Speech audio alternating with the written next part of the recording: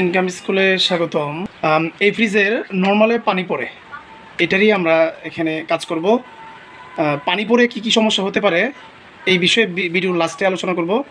প্রথমেই দেখুন, নিচে ডিপ, ফ্রিজের সব কিছুই ঠিকঠাক আছে, গ্যাসকেট এই পাশে সব কিছুই ঠিকঠাক আছে, কোনো ধরনের কোনো সমস্যা নাই। তারপরেও ফ্রিজে কেন পানি পড়ে? ধরেন এই দেখুন, উপরে হলো নর্মালের যে এখানে যে অংশটুকু আছে, এই দেখুন এই জায়গার মধ্যে একটা ছিদ্র আছে। এই দেখুন, এই ছিদ্রটা যে কোনো কারণে বন্ধ হয়ে আছে। হয়তো ময়লা যাওয়ার পর এখানে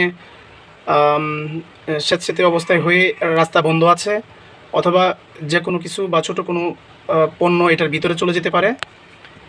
কাছ থেকে দেখাই, এই দেখুন এখানে পানি জমতেছে, হয়তো ভিডিওতে আসতেছে না, তারপর আমি এখানে দেখাই। এই যে এরকমভাবে আমি একটা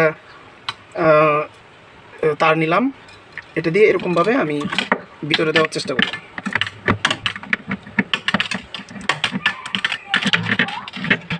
ভিডিওটি দেখুন। এখানে পানি জমলে কি কি সমস্যা হইতে পারে এই বিষয় নিয়ে আমি আলোচনা করতেছি।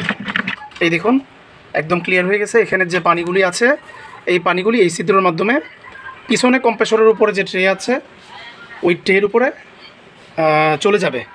এই ছিদ্রটা যদি বন্ধ হয়ে যায় তাহলে নর্মালে কি কি সমস্যা হবে আমি আপনাদেরকে বলতেছি। শুরু থেকে নিয়ে শেষ পর্যন্ত ভিডিওটি দেখুন। এই নর্মালের এই ছিদ্র বন্ধ হওয়ার পর আপনার 40, 50, 60 হাজার টাকার ফ্রিজ আপনার নষ্ট হয়ে যেতে পারে, শুধুমাত্র এই নর্মালের ছিদ্র বন্ধ হয়ে যাওয়ার কারণে। কিভাবে আমি বিস্তারিত বুঝিয়ে বলি তাহলে বুঝবেন। এই নর্মালের ছিদ্র বন্ধ হয়ে গেলে এই নর্মালের সকল পানি এখানে উপচে পড়বে। উপচে পড়ার পর এখানে যে আপনারা ট্রেটা দেখতে পাচ্ছেন, এটা নিচে চলে যাবে। এখানে ওভারফ্লো হয়ে এই পাশ দিয়ে অথবা এই পাশ দিয়ে এই পানিটা গড়িয়ে বাহিরে পড়বে। এই পাশে যদি পড়ে তাহলে এখানে পড়ার পর এই পানিগুলি এই পাশ দিয়ে এখানে পড়বে।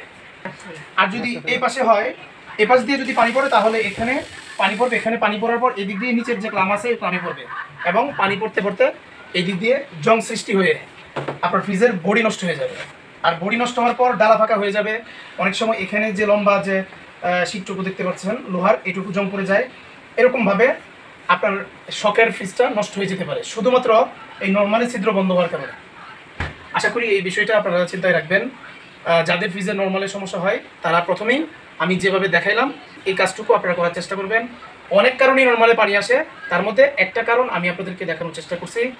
প্রথমেই নতুন ফ্রিজ অথবা কিছুদিন ব্যবহার করার পর এই সমস্যাটা হতে পারে। সব ফ্রিজে যে এই কারণে পানি পড়বে এরকম কিন্তু না। এই ফ্রিজের মধ্যে এই সমস্যা ছিল, আমি সমাধান করেছি। আপনারা যারা ফ্রিজ ব্যবহার করেন তাদের নর্মালে পানি পড়লে যদি আপনারা সমস্যার সমাধান না করেন, অদূর ভবিষ্যতে আপনাদের এই শখের ফ্রিজটি অনেক টাকা খরচ করে সার্ভিস করতে হতে পারে। ধন্যবাদ সবাইকে। আসসালামু আলাইকুম।